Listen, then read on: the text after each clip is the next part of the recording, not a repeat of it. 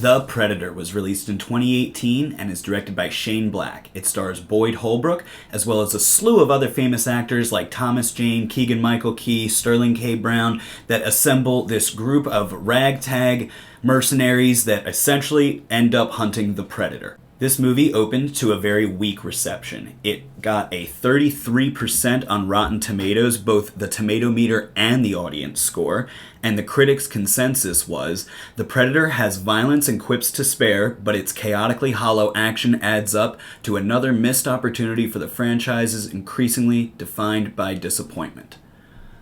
Okay, that's pretty harsh. They're saying it's disappointing.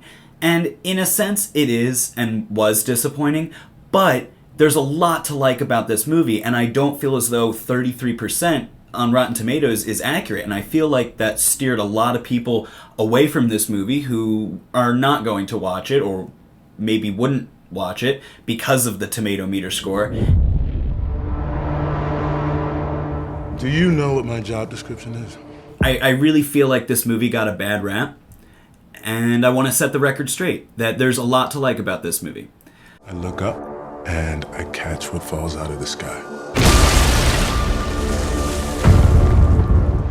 I really like Shane Black as a writer and director. He did one of my favorite movies, Kiss Kiss Bang Bang, as well as Iron Man 3. He is really, really talented. He even starred in the original Predator with Arnold Schwarzenegger. Is this movie as good as the Arnold Schwarzenegger Predator? Of course not. So in that sense, it's a disappointment. But this movie has really good action sequences. This movie is really funny, actually. And a lot of people said that the tone was off because it went from this, horror action to comedy. But I really liked that, actually. I like that Shane Black infused his sense of humor. I get Shane Black's sense of humor. He really clicks with me and it resonates. And so, for me, I really enjoyed watching this movie. I went and saw it in theaters. I remember I didn't read any reviews before going in. And I came out and I was like, that was fun. It was just a fun movie. It was exciting. It was funny all the way through. It was just generally good. There was a couple things that didn't make sense. The way Sterling K. Brown's character is killed off, for instance, is rather abrupt and okay, that was not really the best call maybe. But other than that, generally speaking, it did everything good. It just didn't really stick the landing too well. The main human villain, Sterling K. Brown, is killed unceremoniously very quickly, and in fact I think I remember being like, wait, what? Just not that he died, that's fine that he died, but it was so edited poorly and it happened so fast that you don't have time to absorb it at all. It's almost as if they cut this movie down and edited the shit out of it and cut out all of the stuff that would have made it more of a hard R. It's almost like they were trying to go for a soft R-rated movie here, because there's certain areas where they bring it, and then there's certain areas where it feels like they had to trim something to make it not as violent or not as gruesome or something like that. And it's like, if you're just gonna do it, if you're gonna make a Predator movie, go for it. Just do it. Just have them ripping heads out of the skull, still attached to the spinal cord.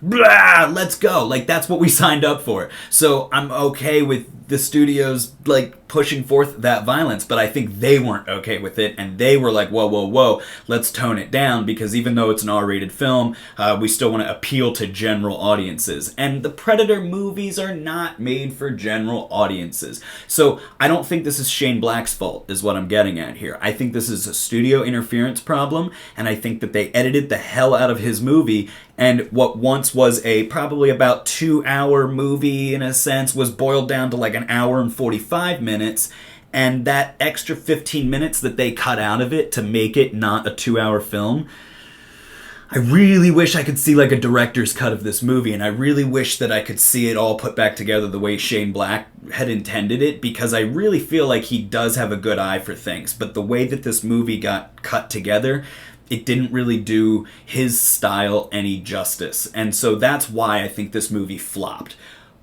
But having said all of that, I think it's important to point out that a majority of this movie is very enjoyable. There's a really awesome tension building scene where Olivia Munn's character has to strip down to go through a contamination delousing process, and the predator is kind of coming at her and realizes that she's there unarmed, and that's like the only tension building scene really in the whole film that like really retains that like, oh my god, this is fear-inducing and just very, very intense. That's one of the best scenes that they came up with for that. But the rest of it is pretty darn good action. I actually really liked the characters and their little quips back and forth. It's just, it works for me. It does. And if it doesn't work for you, that's fine, but I like the banter. I like the little, well, would you really be joking in a time like this? Yeah, actually, a lot of people do, especially these guys are portrayed to, a lot of these characters are portrayed to be like mental patients now. They're in like therapy group and stuff like that. So it would make sense that these guys would use humor as a coping mechanism, for instance. They're hardened badasses that are now kind of rattled in the head for various different reasons. They all have their own little stereotypical kind of, one guy has Tourette's, the one guy found God, another guy is suicidal. Very, very unfortunate circumstances, but nonetheless, these characters are fleshed out enough that I liked them. Would I like to see more of them? Was it boiled down too much? Yeah, I would love to see more of these characters. I would have loved to see longer takes of them as opposed to this quick cut style editing that the movie takes on. But again, I don't think that's Shane Black's fault. I think he wrote and directed a really good movie here, and it just got edited to shit. And so if you watch it knowing that the editing's not going to be that great, but if you watch it for the content of the film, I thought it was really good. I thought it was great that they introduced all this new lore into the franchise, like that they're evolutionarily stepping up and they're genetically modifying themselves and infusing themselves with human DNA and all kinds of other stuff, and it makes you question what was going on in the Predators film, the one that Robert Rodriguez produced with Adrian Brody. It makes you wonder if that is canon as well.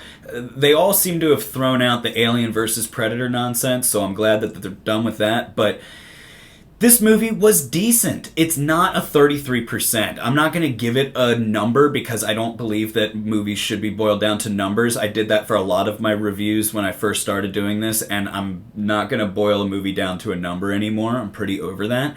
I just don't think that does a movie justice. What I'm telling you is, you should watch this movie. You should watch this movie, especially if you like the rest of the franchise, if you like the Predator films, or if you like Shane Black in general, if you liked Kiss Kiss Bang Bang, Iron Man 3. Watch this movie. It's a Shane Black movie. It's very fun in that sense.